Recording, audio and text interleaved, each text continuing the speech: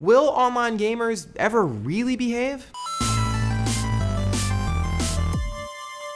Hey there, just a quick note before we get started. Because of the subject matter of this video, there's some strong language and some nasty things being said. So just wanted to give you a heads up. Online multiplayer is a beautiful thing, but the snarling masses of hate-mongering 12-year-olds... Oh, are you scared because I'm making fun of you? Oh, I'm sorry. Not so much. If you've ever played with others over Xbox Live, PSN, Steam, what have you, you know exactly what I mean. Just the nastiest things being said over voice chat, slurs and insults in the text pane, and just the most hurtful messages waiting for you in your inbox after the match. I mean, it makes me think that gamers are the most toxic people on the planet. I will your mother. How about that? I got a 9-inch. And the bad behavior rears its head in many terrible ways. There's noob shaming in DC Universe Online. It's funny killing noobs. I don't care what anyone says. I mean, would a superhero's protege really tell them to kill themselves? Of course not. There's flaming, which many of you know is the use of homophobic, racist, anti-religious, or violent language against a particular person.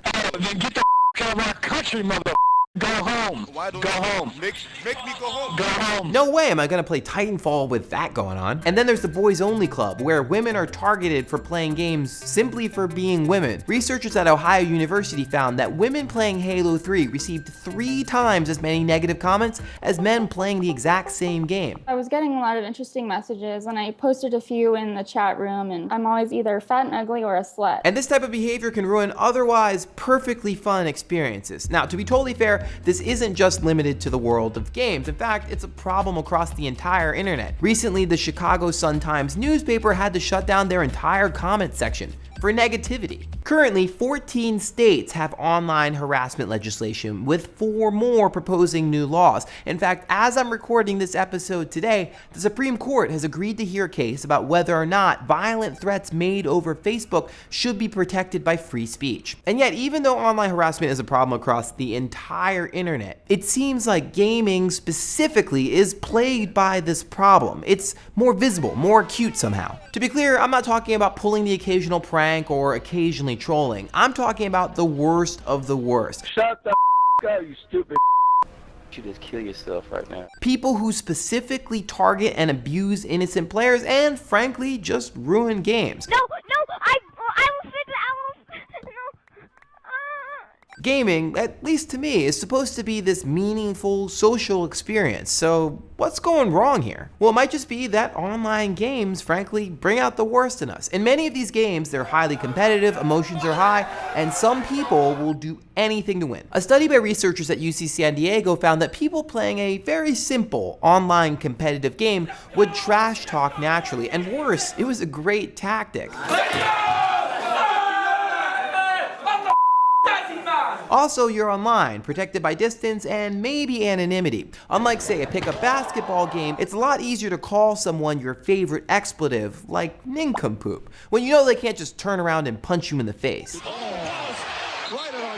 But the biggest problem I see is that when people witness bad behavior online, myself included, they don't do anything. It's funny, because I didn't even realize that I was part of the problem until I started writing this episode. But it's like we've come to this collective conclusion that playing games online means that some people are just going to be jerks. And the worrying part is that doing nothing in these situations might be part of our human nature. In psychology, there's something that's known as the bystander effect. Here's how it works. People are less likely to do something when they witness crime or bullying if there are other people around. The reason why is because people think that someone else will take charge. Naturally, someone will become a hero. But if everyone has the exact same thought, then nothing gets done. And online games create the ideal conditions to cause the bystander effect. If you're on the battlefield with a bunch of strangers, you individually don't feel a personal responsibility to stand up for that person who's being picked on. And as it turns out, no one else in your group feels that responsibility either. So nothing gets done. So it often seems like the problem is intractable, unsolvable. The games that we love actually encourage a type of nastiness.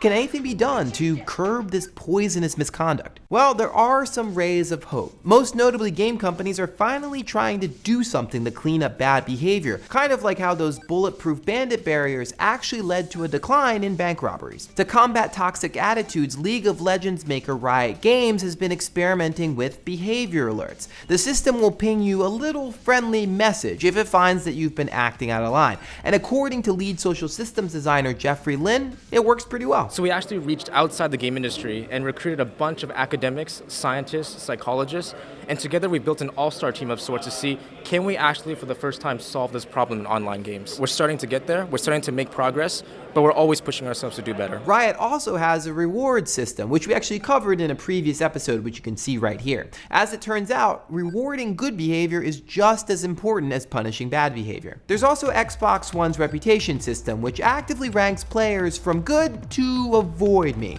Lower ranked players actually have features taken away from them, so no Twitch for you. NBA 2K14 actually has a feature that will give you a technical foul if you curse out loud, just like in real life. They'll put you in these ridiculous scenarios. They'll be down by like, what? Technical call for bad language? But doesn't this violate free speech? Nope. Every business has the right to protect its customers online or offline. If you spoke the way that some Xbox Live players speak at an Olive Garden, for example, they'd throw you out because you'd be ruining everyone else's free breadsticks. And if Microsoft thinks that your individual behavior is ruining the overall environment for everyone else, then their terms of service give them the right to wield the ban hammer. This is all a great and very welcome start, but technological solutions are only part of the answer. Ultimately, it's all up to us. Psychologists have noted that one way that you can counteract the bystander effect is by knowing about the bystander effect. It's a lot like the game in that you just lost it. Oh no, oh, the game's over. We shouldn't just accept that cruelty is the natural order of things online. If you love games, you have an obligation to speak out and stand up for what's right when you see someone else being abused. Thankfully, psychologists have found that just witnessing a helping behavior actually has an altruistic effect and inspires other people to do the same.